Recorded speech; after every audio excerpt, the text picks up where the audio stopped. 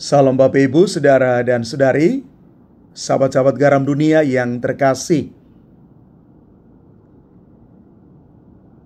Injil Markus bab 5 ayat 1 sampai dengan 20 adalah bahan permenungan kita hari ini. Mari kita melihat sejenak latar belakang nas kitab suci Injil Markus bab 5 ayat 1 sampai dengan 20 yang merupakan bagian dari kisah Yesus yang sedang dalam perjalanan ke wilayah Gerasa. Gerasa itu terletak di seberang Danau Galilea. Kisah ini menceritakan tentang Yesus yang menyembuhkan seorang yang kerasukan setan. Maka kisah yang kita baca dalam Injil Markus ini dapat dibagi menjadi beberapa bagian. Yang pertama, dalam ayat 1 sampai 2 digambarkan Yesus dan murid-muridnya tiba di Gerasa.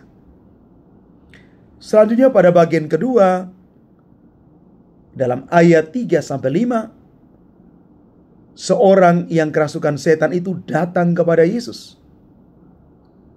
Bagian ketiga, Yesus memerintahkan setan untuk keluar dari orang tersebut. Dalam ayat 6 sampai 13. Dan pada bagian keempat, orang tersebut disembuhkan dan dia kembali normal. Dia pulih. Kita boleh baca dalam ayat 14 sampai dengan 15. Dan pada akhirnya di bagian terakhir, bagian kelima, Yesus memerintahkan orang tersebut untuk memberitakan tentang keajaiban yang telah terjadi atas dirinya di dalam ayat 16 sampai 20.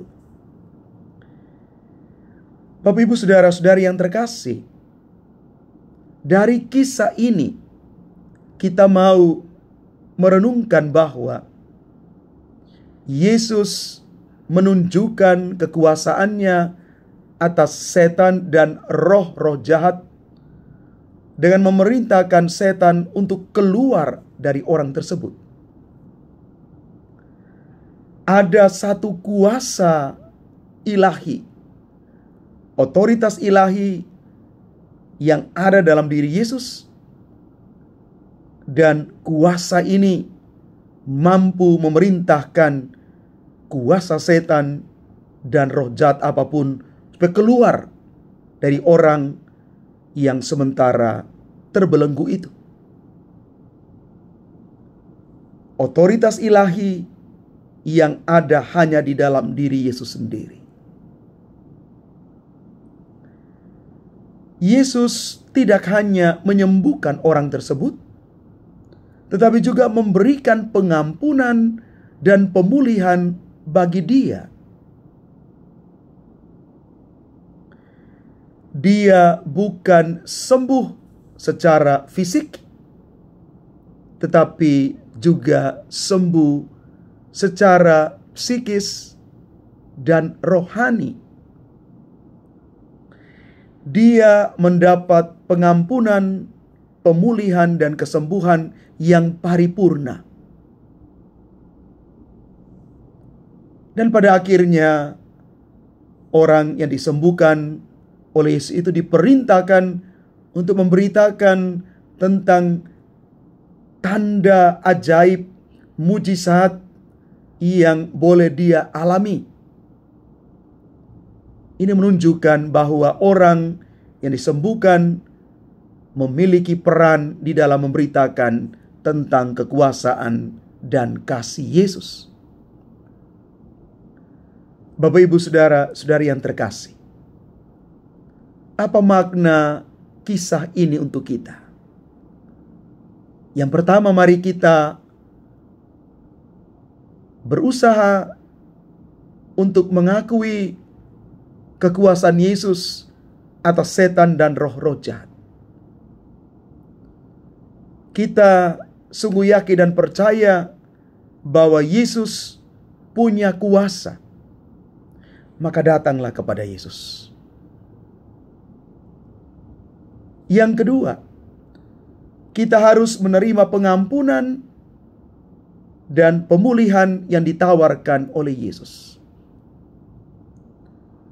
Kita diampuni, kita dipulihkan, dan pada akhirnya disembuhkan karena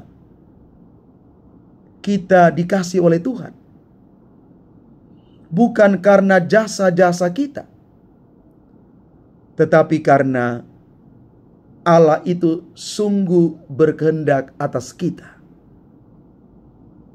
Kita diampuni, kita dipulihkan, disembuhkan karena belas kasih Allah. Dan setelah kita mendapat pengampunan dan pemulihan, maka kita siap untuk memberitakan kasih dan kekuasaan Yesus itu kepada orang-orang lain. Bahwa di dalam Yesus kita akan mendapatkan pengampunan dan pemulihan itu. Bahwa kasih Yesus sungguh-sungguh memberikan kita kepastian, memberikan kita pengharapan, dan kasih itu sungguh menyempurnakan kita sebagai anak-anak Tuhan. Dan atas kuasa Yesus, kita bisa melakukan apapun. Karena kita melakukan semuanya atas kuasa Yesus sendiri. Bukan atas kuasa kita. Mari Bapak Ibu saudara-saudari yang terkasih, mungkin hari-hari ini kita sementara dikuasai oleh dosa, oleh kelemahan yang mengikat kita begitu erat. Kita sulit keluar dari lingkaran setan ini. Maka kita butuh daya pemulihan, pengampunan dari Yesus, supaya hidup kita betul-betul diarahkan kepada kebaikan. Dan kita juga siap menjadi saluran berkat untuk membantu saudara-saudari kita yang lain untuk juga mengalami kasih, pengampunan, dan pemulihan dari Yesus sendiri. Tuhan memberkati kita sekalian. Amin.